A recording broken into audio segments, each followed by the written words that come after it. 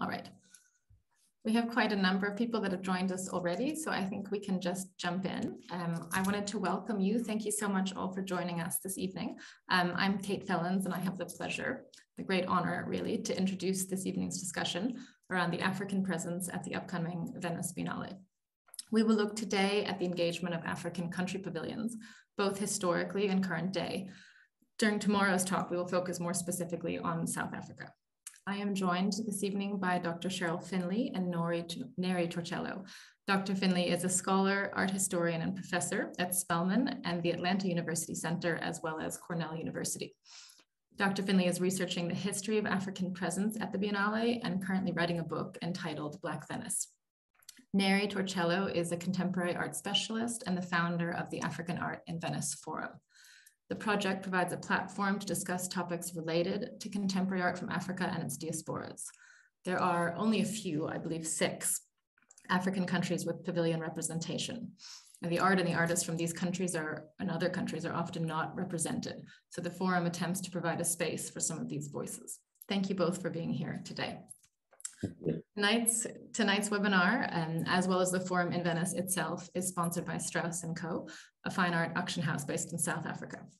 We are passionate about modern and contemporary art from Africa, as well as decorative arts, jewelry, and some rather fabulous South African wines.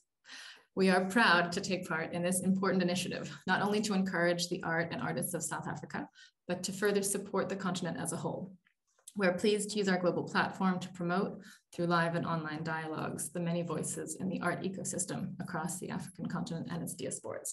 Without further ado, I will hand over to Dr. Finley. Thank you so much for being here with us. Thank you so much, Kate, and thank you, Neri. And I'd also like to thank Strauss & Company for sponsoring this event and the African Art in Venice Forum as well. It's my pleasure to share my research with you and to also engage in conversation later today. So let me see. Let's hope that this is going to come up. All right. How does that look? That's perfect. Go right Great. Fantastic. Okay. Thank you so much, and good evening, everyone. I'm going to be presenting, and I'm trying not to go too quickly this evening, but I did want to share some of my current research on a book project called Black Venice that looks at the African presence and the African diasporic presence at the Venice Biennale historically. And this year, as many of you probably joining us today know, is a banner year. And for the 59th Venice Biennale, which is an edition that's going to be directed by Cecilia Alemani, titled The Milk of Dreams. This is an edition that is one that we're really looking forward to in the way in which this artistic director is not only focusing upon women, but also we see in some of the countries that are shown in this slide here, New Zealand, France, the United States, Great Britain, Scotland, and Switzerland, the representation in particular of women of color, of women of African descent at these major pavilions. And I just wanted to kind of foreground that as I begin, but I'm going to go back in time over 100 years to the time period leading up to the beginning of the Venice Biennale as an institution. And so if we look back as early as 1884-85, I'm showing you a slide on the left, an image from a newspaper, a vintage newspaper of the Berlin Conference of 1884-85. Also known as the Congo Conference. And this was a conference that took place wherein European nations set about trying to divide up the continent of Africa in terms of thinking of where different parts of the continent would be under colonial rule from different parts of Europe. This was a very controversial conference, and as you can see in the work of Yinka Shonibari, his scramble for Africa, and that's also what it was termed at one point from 2003, kind of riffs off of the newspaper clipping that we see on the left-hand side. If we move forward, we can look at the context of the founding of the Venice Biennale as well. Within that of World's Fairs. In 1851, there was the great Crystal Palace exposition that took place in London. And since that time, around Europe, but also in the United States and other parts of the world, there were World's Fairs. These are innovations that took place wherein nations would bring to a different site, whether it be Paris or London, or in this case here, Chicago, showing of their wares and of their innovations in technology, in the arts, as well as in letters, and even looking to specific information about certain cities in which these World's Fairs would take place. And this was all put on view. This ticket that I'm showing you from the World's Colombian exposition, which takes place in 1893 in Chicago on the 400th anniversary of the arrival of Columbus in the Americas, is one that is often studied by art historians and those of us who look at things like museum and curatorial studies, as well as expositions like this. And in this example, just to give you a sense of what was at stake, you see that one of the great innovations was the Ferris Wheel that's on view here in the far distance. This was also a time in the late 19th century when many people were kind of moving from sort of the countryside into major cities and metropoles. And you have a space here called the Midway Plaisance, where there was a lot of sort of walking and promenading along the way. And in this example as well, you find that in Chicago in 1893, there were often, here in Chicago especially, there were people of African descent put on display, on view as exhibits. And these are some of the features of World's Fairs that we see previous to the World's Colombian Exposition and also afterwards. And so to kind of think about looking at what's happening in Venice in 2022, or the history of an African presence in Venice over even more than 100 years, I think the context of World's Fairs gives us something to think about in terms of being able to put our own art and innovation on view, or in some cases, and these really egregious cases of World's Fairs in the late 19th century and even in the early 20th century, of people of African descent and people from other parts of the world being actually the subject of the exhibition itself. Now, when we look at the founding of the Venice Biennale in the late 19th century in 1895, I think it's also important to look at, through the lens of colonialism, through the lens of power, the way in which in Ethiopia, Emperor Melnik II defeated the Italian invasion in 1896. And that was something that had been taking place over a period of about 2 years from 1894. And this is just an example, an image that shows prisoners of war, Italian prisoners of war being taken as a result of that. So this is another sort of lens that we can look at this founding period in 1895. Also, of course, the reference to the Olympics being sort of reignited in 1896 is another lens to consider as well. But Venice does open in 1895. And these are just some very early vintage photographs that you can see from some of the earlier expositions, what they would have looked like in the late 19th century, all the way through to about 1921. Not just only sort of the space that work was exhibited in, but also the salon hang, if you will, space for leisure, the combination of painting and sculpture, as well, and the different galleries that kind of extend into the distance. In this slide here, I'm showing you the invitation to the very first Venice Biennale, and again, sort of a sense of what it would have looked like, what the interior of the exhibitions would have looked like, the way people would have dressed when they went to the exhibition, and how they would have taken time to take in the work that was on view. Also, I think it's important to consider kind of the size of the paintings that we see here as well. Again, looking at a context, looking at what's happening around 1895 and beyond, we can also consider how, given, as I started, with the Berlin Conference in 1884, by the turn of the 20th century in 1900, there's a Pan-African conference that takes place at Westminster Town Hall in London in the summer of 1900.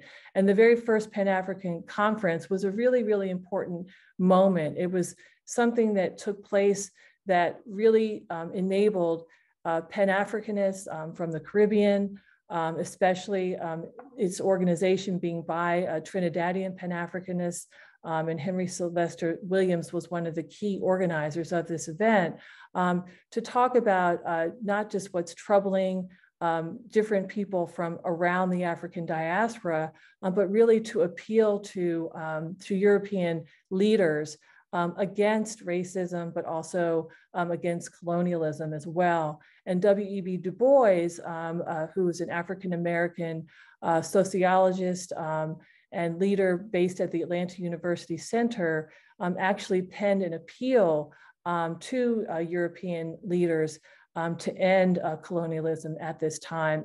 And that was something that was also voiced and spoken aloud at the Pan-African Conference in 1900. He's also someone who would have been very instrumental in organizing the Exhibit of American Negroes. And this is what I'm showing you here from the World's Fair in Paris that took place that very same year. And he travels from London and then goes to Paris to install his exhibition that I'm showing you the slide of here on the right-hand side.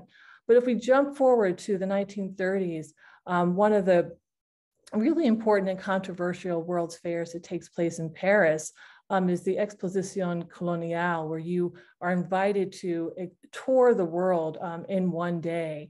And the poster on the left-hand side gives you a sense of the way in which colonial possessions were being put on view, as does the image on the right-hand side, where we see the Cameroonian architecture and people actually on display at this Exposition Colonial. This is also a place where a noted dancer and performer, actor, she was put on display and also danced, Josephine Baker, danced at the Exposition Colonial as well. So to think about what's happening in the 1930s with notions of not only putting African peoples on display, but the ways in which negrophilia is playing out in these World's Fairs. And I'm going to jump forward to the late 1990s, again, trying to kind of paint a sort of a very broad picture of how we can look at, by the late 1990s and the early 2000s, there are many ways in which around the world there were predecessors to African art being put on view, and Africans themselves taking hold of putting exhibitions on view at the Venice Biennale. So we can look in the early 1990s at shows like Fusion West African Artists at the Venice Biennale, which was curated by Thomas McEvely at the Museum of Modern Art and brought to Venice. Again, an exhibition wherein, not really thinking about African modernism or even thinking about the work that contemporary African artists are doing. This was the kind of show that was being put on view at Venice, or even Seven Stories, another show that we see at Venice in 1995. But we can look at the work of the Forum for African Arts, which was begun in 99, 2000, led by El Anatsui, and the way in which the Forum for African Arts, which had a number of art historians, artists, art critics, and curators, even directors of museums around the world of African descent, and primarily Africans, Koyo Kua, Salah Hassan was another member of this group that advocated Venice for exhibitions of African art. And one of the first shows that we see is Authentic Eccentric, which was curated by Salah Hassan and Olu Ogwibe in 2001. And this was an exhibition that really tried to not only promote this notion of an African modernism, but also one that really kind of, plays on this question of African art inside, and outside of Africa, looking at different diasporic formations as well. And we saw in that exhibition too, the work of people like Bernie Searle in the slide on the right, also the work of Magda Campos Pons, Godfrey Donkor, and then by the next Venice Biennale, the 50th Venice Biennale, Ghislaine Tuadros who was then at Innova in London, was invited to curate with the Forum for African Arts an exhibition titled Fault Lines, Contemporary African Art in Shifting Landscapes. And this was also another, again, initiative of the Forum that really begins to bring the question to Venice about African art in Venice and African art being curated by Africans at Venice.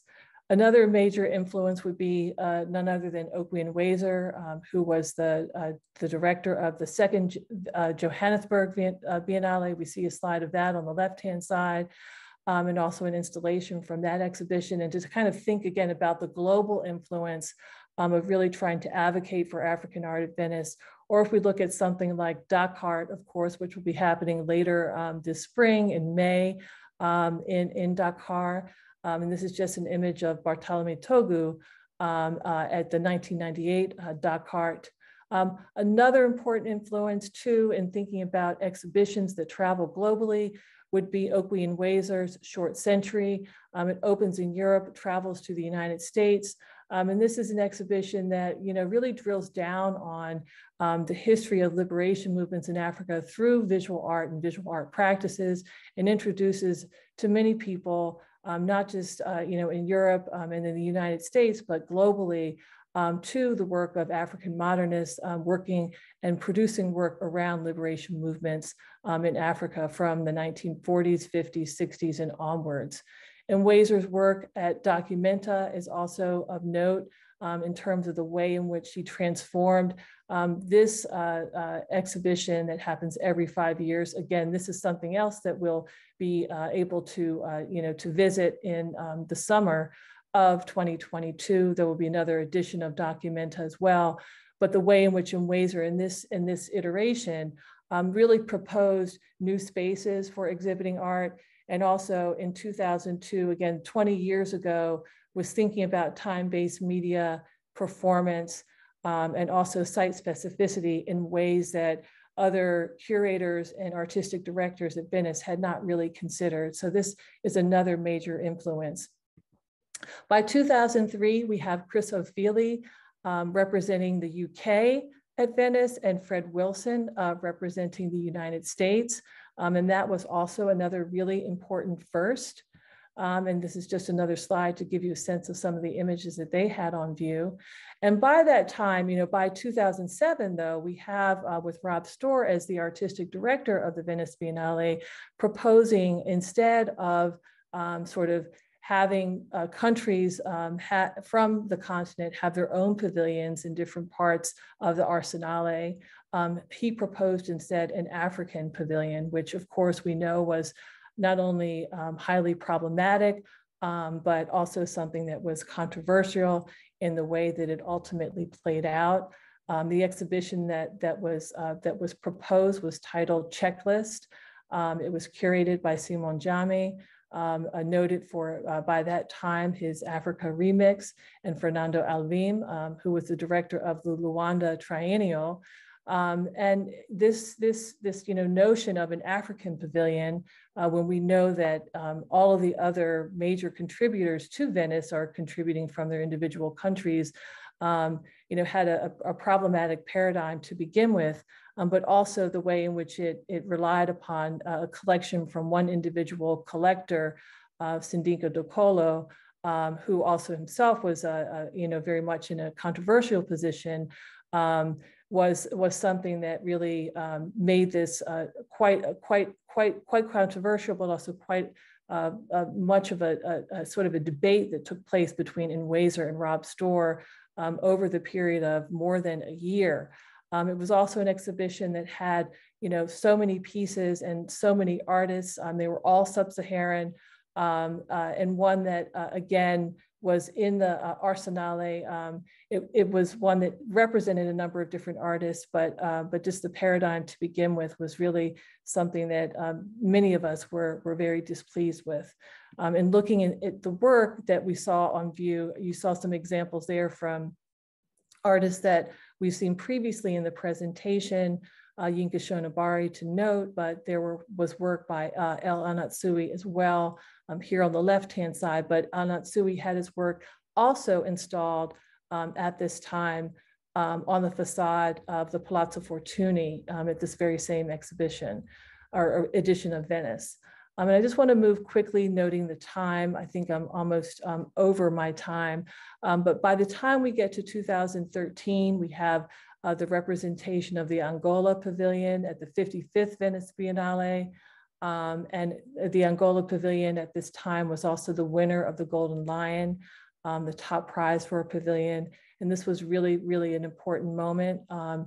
And if we look at other global influences, it's important to consider what's happening in the marketplace and how by also in 2015, the 154 Contemporary African Art Fair has its inaugural edition in New York. Previously, it had taken place in London. And so thinking again how global influences might come from exhibitions that are curated by noted curators and artistic directors like Nweza, or how even certain market events are really helping to bring to the fore and to the attention of the organizers at Venice, the need for a greater African presence at the Biennale.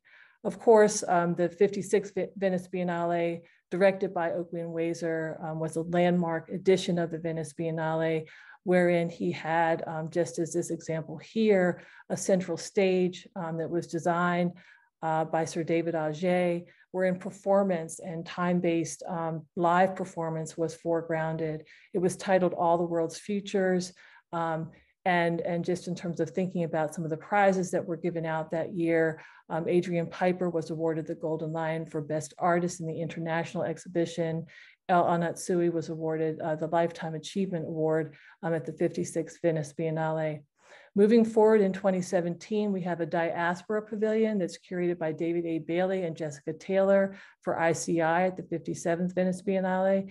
And many have called this a very successful venture, not only in terms of the work that was presented, but also the way in which in this pavilion, there was a model for mentorship, for artists who were more established by people like Yinka Shonibari, for example, to mentor some of the artists in the exhibition who were less established. And so just in terms of thinking about the way some of the pavilions are organized, to think more globally, but also to think about how artists can mentor and work with one another. This very same year, we had the South Africa Pavilion, and this is just one example of that pavilion.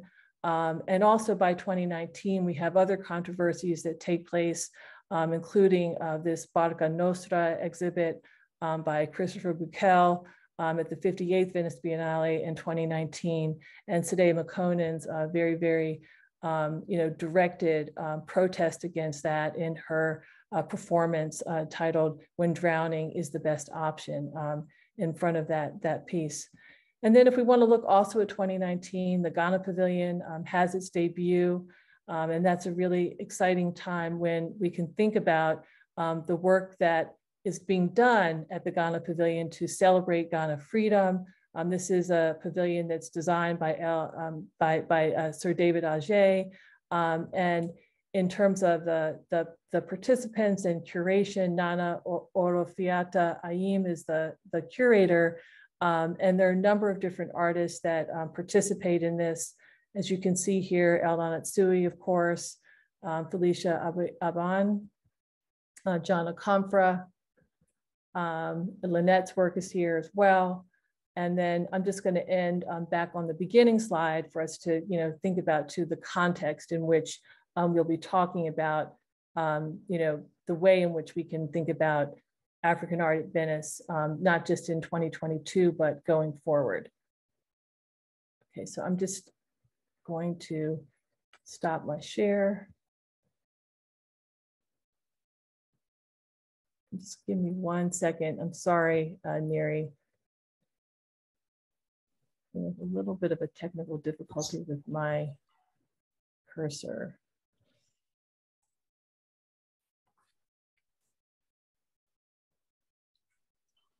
Cheryl, while you're figuring it out, I will just say thank you. It's so important to have the historical context when we view in current day. If we don't have that historical element, we sort of miss a whole lot of the story. So thank you for doing that. Thank you. I want everyone to see Neri, but my cursor is doing something weird. I'm sorry I'm having these technical difficulties today. Let's see.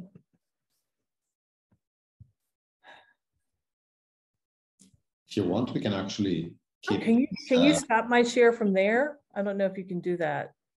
We can actually keep this background while we're speaking. I mean, I'm happy about it.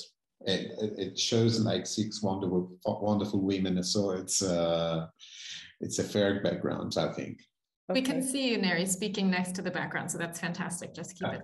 I think that's the best solution for the moment. And I want to start to thank you all. Thank you, Cheryl, for being here and with this incredible presentation.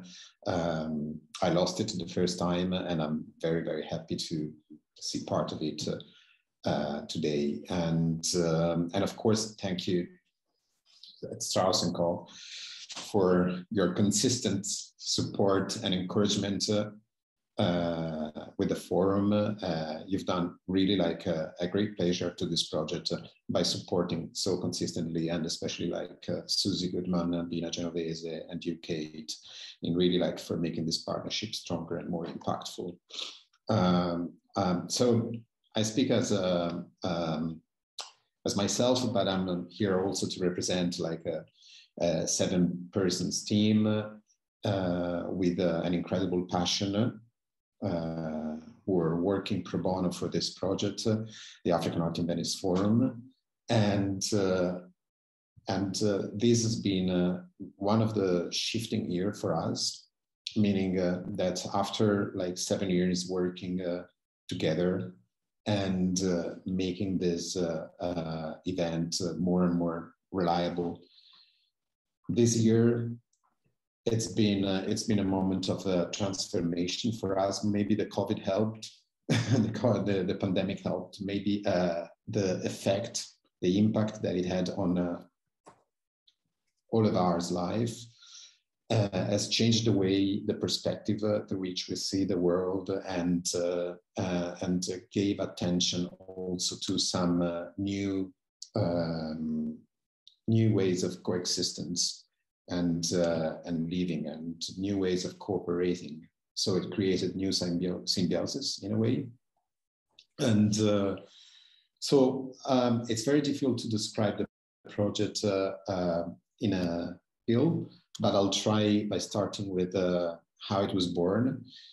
In 2017, so in 2017, while the Diaspora Pavilion was also there, and OPM had already curated his biennial, and the Forum for African Arts had already tried to exhibit successfully plenty of arts from the continent.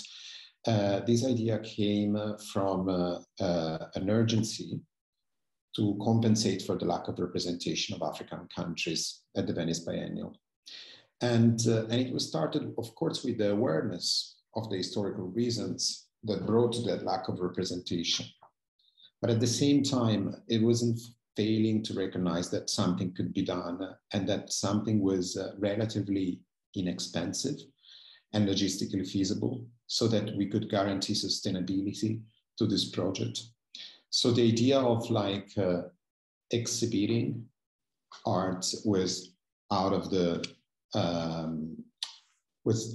equation almost immediately, actually immediately. And the idea of starting like a discursive event where new African narratives arising, narratives arising from the continent were given the opportunity to be presented in this incredible, maybe the largest stage for the promotion of contemporary art, so for the promotion of contemporary creative dialogue. And I like to see the Biennale as the undersea life inhabiting the shipwreck of an epoch. And that shipwreck brings with it a lot of meanings, if you think about it. And the past, this shipwreck, offers plenty of nourishment most kinds of symbiosis, interdependencies, cooperations. And if you imagine this kind of a life around the shipwreck, you can see the AAVF, the African Art in Venice Forum, as one of those safe spaces for new life and creativity to digest the misadventures of history, to digest this incredible shipwreck. And I think all of these actors and curators and museum directors and these beautiful people you talked about, Cheryl, as well, are there for giving the opportunity to create a more inclusive dialogue, to give the opportunity to a larger part of the world population to feel represented in a major stage, and at the same time allowing more accessibility for one of the most incredible tools humanity has to stretch the boundaries of those of that history that you talked about when you were talking about the conference, the Berlin conference, and many other misadventures. So the idea of a single perspective is always dangerous. So the idea of the forum came with a structure that would allow a multiplicity of voices and perspectives to be heard and presented. And it was based on these content partnerships.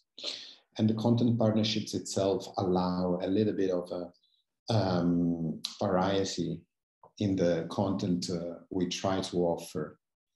So this is not, of course, it's not a perfect project, but it aims to offer that safe space I was talking about. And there is this year in particular, I mean, I could summarize it in 3 words, maybe, and it's about like representation, as I was just telling you, and the inclusive dialogue, which has always been there, and the accessibility. We really hope this year forum will be the most accessible, and to guarantee these, we are really like trying to have the best screening sites partners, which is a program that we started like 2 years ago, and it's a program that allows organizations and institutions around the world to engage with their community, thanks to the free content that the forum offers in streaming. So the idea is to engage local communities and give them the possibility of organizing events around what's happening at the forum, giving them the opportunity to have an access to Venice, which otherwise would be like a distant event.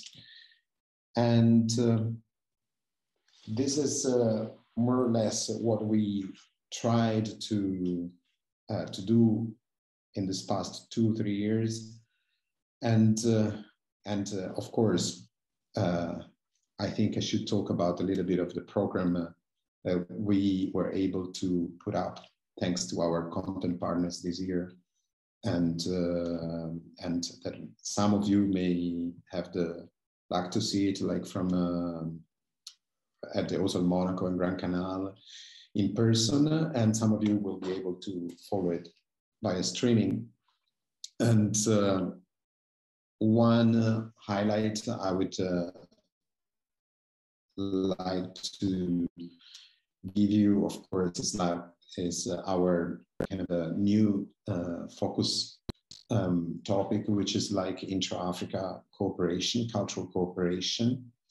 We're trying to build on this topic because we want to, it's something we noticed, and we really want to highlight those experiences of cooperation between different African countries. So some experiences that go like cross borders, and in a way they facilitate a higher resilience of the infrastructure for the promotion of the arts in the continent, but at the same time they dilute that kind of Western gaze effect that sometimes we've been talking about also in the previous editions. And for us, this will be a topic that will go on for a few editions, of course, and together with the other topics that are touching more of the diasporas, both in the Caribbean, in the Americas in general, but also like in Europe and elsewhere. And for example, this year we have a little highlight on. Actually, it's not as little as I'm saying. It's a big highlight on the Italian diaspora, the Italian Afro-descendants, and it's going to be basically an afternoon focus on the 21st of April, and it will involve incredible speakers actually, and will give a bird eye view on what the diaspora, the Afro-descendants, how the Afro-descendants are organizing, producing art and organizing themselves, which are the dynamics that allow art to be produced by Afro-descendants in Italy, and how it is promoted and marketed as well, of course. It's another interesting topic from this year's program. It's one that was promoted by Culture Forum Sud Nord, and with the support of the Presidency of the Republic of Benin, which is strongly supporting this year's forum and giving us the opportunity to investigate the very, very interesting link between the restitution of cultural artifacts and contemporary creation. And we really feel this will be an enriching panel that will offer new and inspiring perspectives on how we look at the theme of restitutions. So in a more kind of a contemporary, looking at the contemporary impact of it. And I have the program here with me. And we will also have like a Focus Ethiopia, which is a focus that sees like 4 Ethiopian artists in a conversation with Raphael Chikukwa, the executive director of the National Gallery of Zimbabwe. And this is part of like an annual, like a biannual focus that we really want to provide on each single African country. And we will see also like new technologies such as NFTs, and in a panel made with the collaboration of 154 Art Fair. And as I was saying, 2 panels will be mostly focused on the intra-African collaboration, intra-African cultural cooperation, and also panels with artist-led initiatives. We'll see how these initiatives are not just like providing content for the local community, but creating interactions with amongst different countries. And yeah, there is a very interesting, another very interesting panel about like women leading the African creative sector. And we're very curious about what this will bring, because we have like 4 artists looking at this topic. we feel this will give enriching perspectives on this topic, so this is something we really look forward to. I think this is all about the forum, but thank you so much, Neri. That was amazing. Thank you both. I don't know if we want to open it up if anyone has any questions. I know I have a question. But maybe we should see if anyone else does first. I was going to say I have one also. Go ahead, Cheryl. You go first. No, you go first. Well, go ahead. So Neri, this is a question for you, and I just was thinking about it, you know, just in conducting research, and I'm teaching a class at Spelman, wherein we're looking at the work specifically of Simone Lee this semester, in collaboration with the ICA, who's bringing her show to the U.S. Pavilion. But it's really a question around, you know, not just the dearth of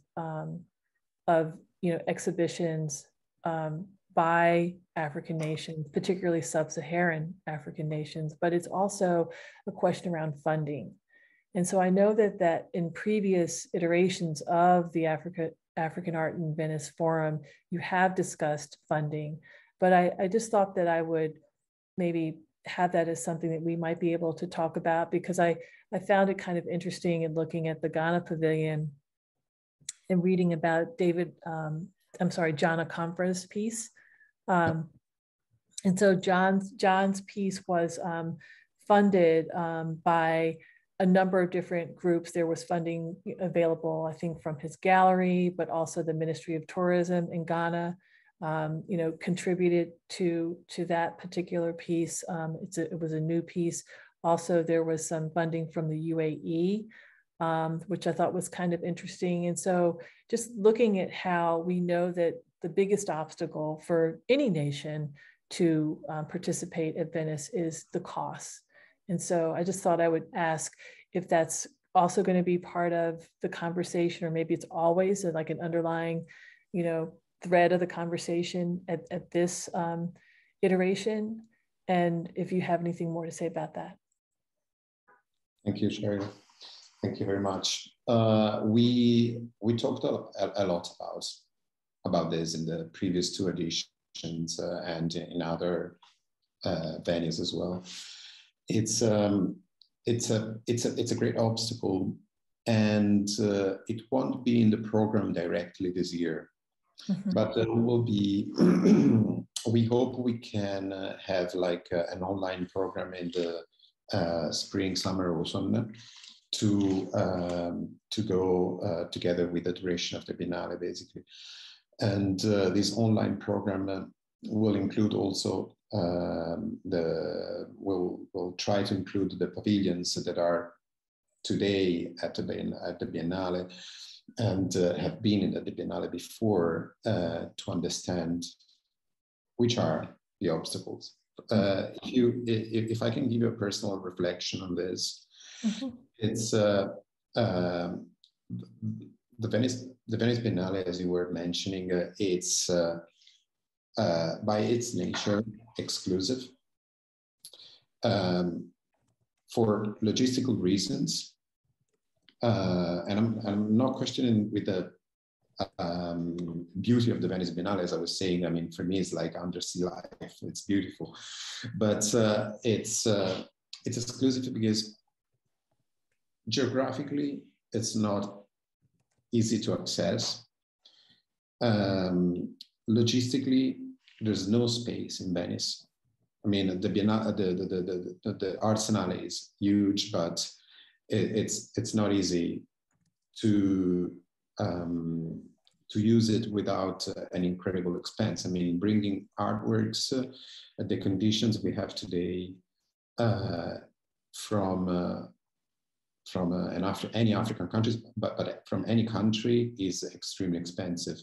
Renting a space that has to be maintained, and it's incredibly costly maintain, it's an obstacle. I mean, even if I was the Venice Biennale, I would consider impossible to rent out a space for free in the at the Arsenale if just having like, I don't know, 2,000 square meters of roof to maintain in order for the works to be protected. And so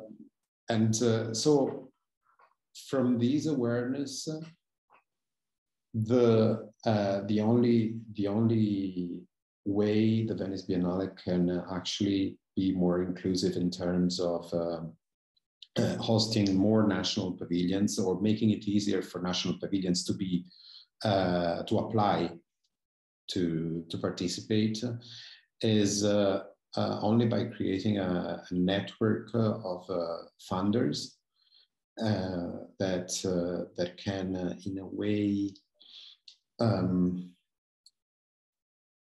facilitate that part of the rental. But personally, I really don't think this can be always acceptable by Ministries of Culture of the different countries. And we saw so many misrepresentations of African countries in the past that sometimes not having money, it's better. It seems better. It's there's a comment from your colleague Valerie Kaboff. She put into the chat, hinting at the complexity of the issue, as you've also shared. We studied the 2019 iteration of the forum in my class, and students were very, really enlightened by especially Valerie Kaboff's comments in 2019. And I agree with you. There's so many issues, and sometimes you're right. It's not, maybe it's not a good thing to have that funding if you can't really have the artists that you want to have represented, or the work that you want to have represented. I think you've also been pointing, though, to Neri, a number of ways in which strategic partnerships can help. Not only in the work that you're doing in the African Art in Venice Forum, but also how strategic partnerships can create this kind of access, make space, or help to enable a particular country to bring their work without necessarily sacrificing, content or integrity. And so one of the reasons I was trying to list some of those funders for John Akampra's work, and perhaps that would have extended to other artists represented in that Ghana pavilion. It was the Sharjah Art Foundation, not the UAE, but the Sharjah Art Foundation in the UAE. And I thought that was a really interesting combination of partnerships, including the Ministry of Culture in Ghana, right? So. It seems very obvious that sometimes, I think you're completely right. And it's those kind of partnerships, sometimes they can come from international corporations that we don't know about. And they sometimes they actually exist because the kind of a substrate, how do you say, like a petri dish was created for people to come together and be connected under the same under the same goal of representations of more perspectives. So sometimes it's about really allowing the person who doesn't have a voice represented to be invited at the table and to feel part of that table.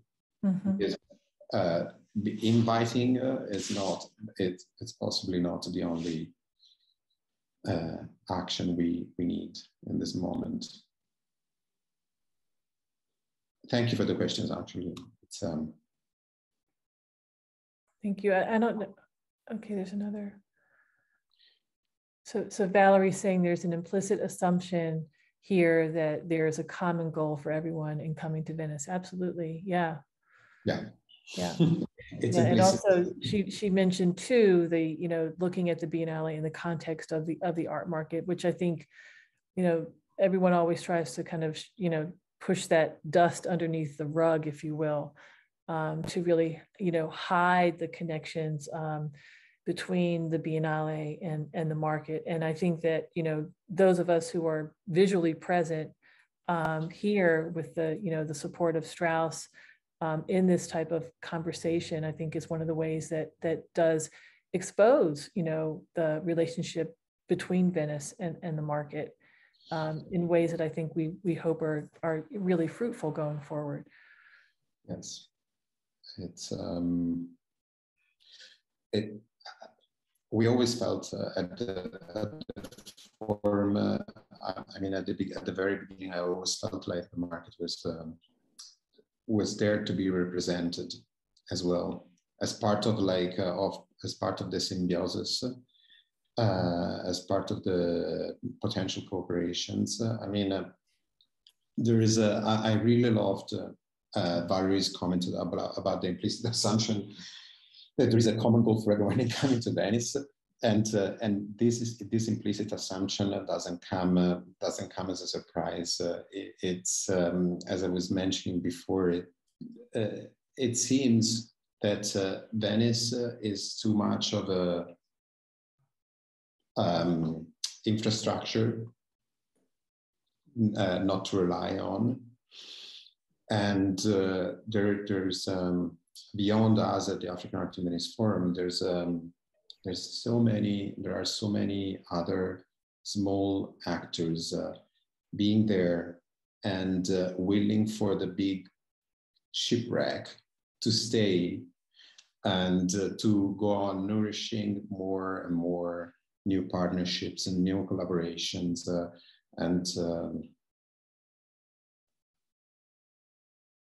yes, and the existence of people like you as well, Cheryl, who can really give a sense of an historical perspective that goes beyond just the preposition towards the future, but it takes into consideration all of what happened. Mm-hmm. And critically analyzes it. Mm-hmm.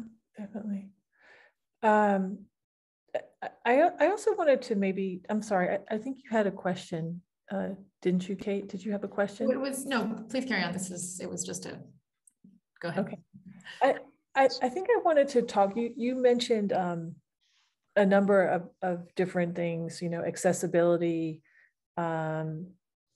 and I really love the way that you're making the conversations that are going to take place over the next couple of days during the vernissage available to screening partners.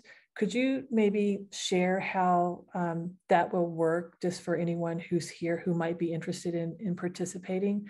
Because I think it's so important on so many levels, educationally, of course, but knowing, how incredibly inaccessible Venice is for so many, especially during this opening week, that it could be available for other artists or arts foundations around the world, particularly, on the continent, to tap into. I think it would be really great just to get a granular sense of what that would mean. Thank you, Cheryl. Thank you very much. It's you're giving me the opportunity to really go through all of these beautiful features of the forum. And so the Screen Insights program was thought to be like a moment of engagement with the local communities. So the idea is that, of course, anyone can individually watch the forum sessions online on our YouTube channel or on our platforms, Strauss & Co, etc. But the idea is that whoever wants, an organization that wants, such as universities, art centers, museums, for example, we have the Fallen Museum at UCLA being one of the Screening Sites partners and offering like a delayed, of course, vision of the forum for their community. And so the idea is like to give them the access to this content that can be, of course, if you are in the same time zone, it can be synchronous, but in case you're not, it can also be like asynchronous, and we can organize other moments for and other ways of doing a Q&A afterwards. So basically we give this, and there is a Zoom call that is active during the forum, specifically during the Q&A, where a reference person of the screening site partners can access the Zoom call and basically send us questions, participate, interact with our speakers during the Q&A. And there will be one of us taking care of this Zoom call and referring all of the questions that come from the different screening partners around the world to our speakers. So you will see basically questions coming from the room or questions coming from the Zoom call that we have active. And this is like, for us, this is not only accessibility, which is one very important feature for us, but it's also like an opportunity for community engagement on a local level that turns like the global issues that we're discussing, global and local issues that we're discussing to a local community for building awareness around those topics or just inspiring similar behaviors or kind of inspiring behaviors that kind of are recalled by these topics. Mm-hmm. That sounds great. Okay, we only have 2 minutes or maybe like a minute and a half, right?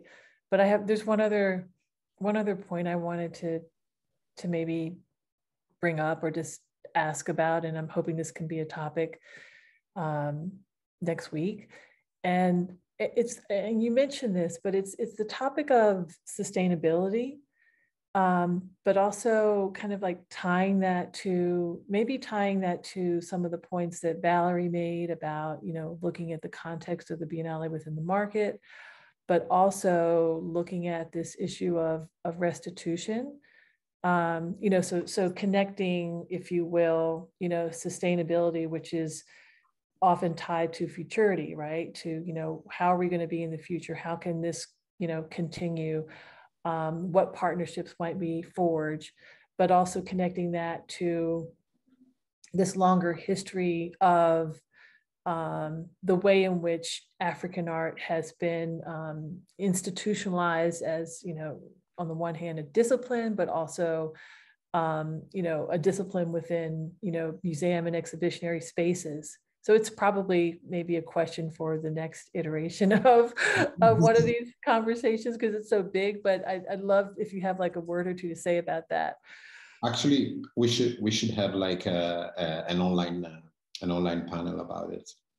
And actually, oh great, we should discuss this because it could be a very interesting topic to analyze in detail, or maybe a workshop even. Yeah, definitely. And Valerie says that they're discussing it in the intra-African collaboration panels with the idea of sustainable infrastructure on the continent. Absolutely. Yes. Yeah. I know that Valerie is preparing something, but I don't want to spoil the surprises. So okay. But also just to add, I mean, this program that Neri, that everyone is attending and Neri has planned for the 20th and the 21st of April is really just the start of something that really runs all year long. And so these screening site partners, which will be in Johannesburg, in Los Angeles, in Brussels, is something that begins in April, but it's really just the beginning. So maybe this is a panel that could take part, online later in the year and be streamed to the different locations. So we have a lot more work to do. Yeah, and there's always so much strength in numbers, and all of these issues could, just the way that they speak to one another, I think that it would really make a big difference going forward. And yes,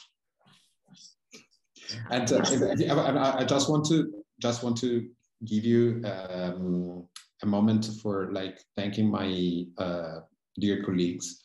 If you don't mind, it will take like 30 seconds. I just want to thank from the bottom of my heart all of these people that are working, and we're working together. But I need to really be grateful with Alexandra Topalski, Ilaria Conti, Georgiana Wardbooth, Attilio Meoli, Lupo Geronazzo Alman, and Aza Satti for making this team a working team and working pro bono on this. It's really like